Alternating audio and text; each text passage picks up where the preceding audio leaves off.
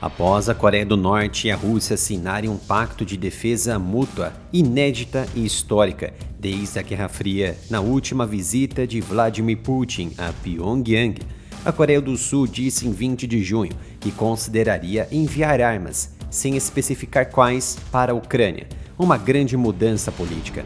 Falando aos repórteres na capital vietnamita Hanoi, para onde Putin viajou depois de Pyongyang, o russo disse que fornecer armas à Ucrânia seria um erro muito grande da parte da Coreia do Sul. Se isso acontecer, Putin disse que levaria condições e decisões que provavelmente não agradarão à atual liderança da Coreia do Sul. Mas Putin deixou ainda mais claro que a Coreia do Sul não deveria se preocupar com o acordo, se Seul não estiver planejando qualquer agressão contra Pyongyang. Vários aliados da OTAN, incluindo o próprio Estados Unidos, a Alemanha, entre outros, autorizaram recentemente a Ucrânia a atingir alvos em solo russo com as armas de longo alcance que forneceram a Kiev. No início deste mês, um responsável ocidental e um senador dos Estados Unidos disseram que a Ucrânia utilizou armas americanas para atacar dentro da Rússia. Essa mudança de postura dos americanos incomodou Moscou, que meses atrás havia declarado que se qualquer arma ocidental fosse usada para atacar território constitucional da Rússia, a nação de origem da arma sofreria as consequências. Pois bem, nada de novo surgiu desde então, a não ser novas definições militares com outras nações. Mas então Vladimir Putin trouxe novas retóricas em jogo que preocupam a OTAN e os Estados Unidos, que semanas atrás não perceberam qualquer mudança na política nuclear estratégica da Rússia e solicitaram nenhuma preocupação por parte da Europa. Putin retomou e expandiu os comentários que fez no início deste mês sobre armas nucleares, dizendo que Moscou estava pensando em possíveis mudanças em sua doutrina nuclear sobre o seu uso. Esta mudança estaria relacionada ou motivada pela mudança de política entre os adversários da Rússia. Desde o início da guerra na Ucrânia, alguns políticos e oligarcas, entre os analistas militares russos, têm defendido que Moscou deveria considerar rever essa posição e até mesmo realizar algum tipo de ataque nuclear que pudesse deixar sóbrio os seus adversários no Ocidente.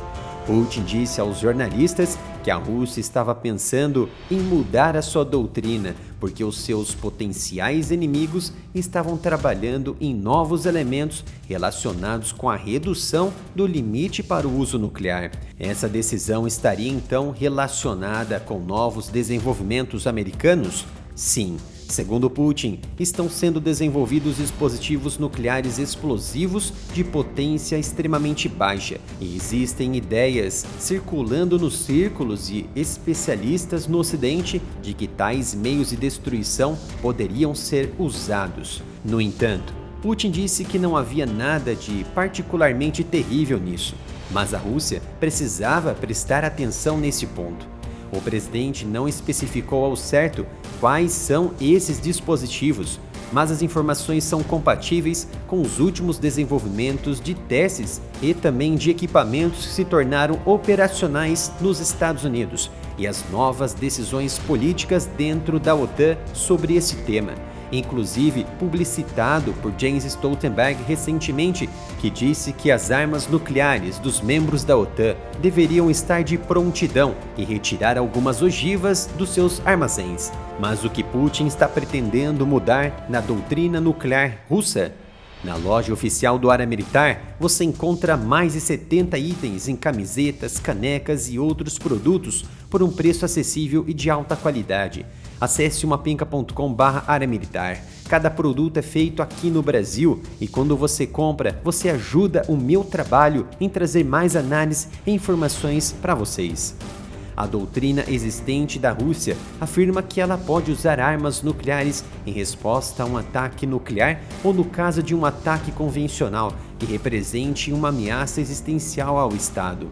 De acordo com estudos dos fuzileiros americanos, a doutrina nuclear contemporânea russa demonstrou a redução do limiar nuclear russo e, quando tomadas em conjunto, as capacidades de mobilização russa se revelaram mais rápidas do que a estratégia imposta pela OTAN, no seu conjunto 30 por 30 por 30, o que levou a uma maior percepção de ameaça na região.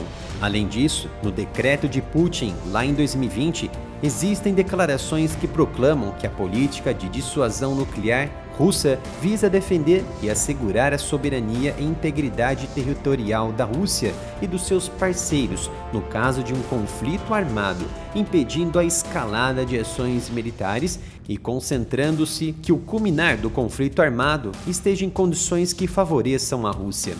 Com o novo pacto de defesa mútua com a Coreia do Norte, é claro que não foi especificado como poderia ser feita na prática, escalam ainda mais as tensões na região da Ásia contra os principais aliados dos Estados Unidos e propriamente no leste europeu. Um ataque nuclear de baixo rendimento da Rússia na Ucrânia representaria o fim da batalha local, mas o início de uma guerra continental.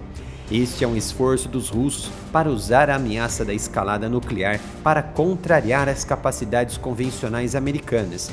Provavelmente uma nova doutrina nuclear justifica qualquer tipo de ameaça grave para justificar o uso de armas nucleares.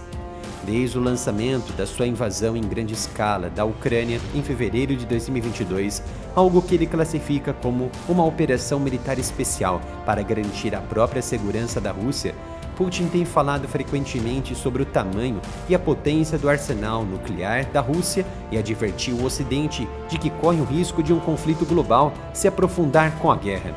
As tensões nucleares aumentaram recentemente após o Ministério da Defesa russo ter afirmado em maio que iria iniciar a primeira fase da utilização de armas nucleares táticas em resposta a supostas e não especificadas declarações provocativas do Ocidente. A Bielorrússia anunciou então, em 10 de junho, que participaria da segunda fase dos exercícios russos que simulam o lançamento de armas nucleares. A viagem de Putin à Ásia por 2 países foi vista como uma demonstração de desafio ao Ocidente, e o fato do Vietnã ter recebido a Rússia foi duramente criticado por Washington, dizendo que Putin não deveria ter um palco para defender a guerra na Ucrânia. O porta-voz de Segurança Nacional da Casa Branca, John Kirby, foi questionado num briefing se Washington acreditava que Putin iria procurar apoio do Vietnã para sua guerra na Ucrânia, e destacou que Washington esperava que Hanoi continuasse aderindo aos princípios da ONU sobre o respeito pela integridade territorial.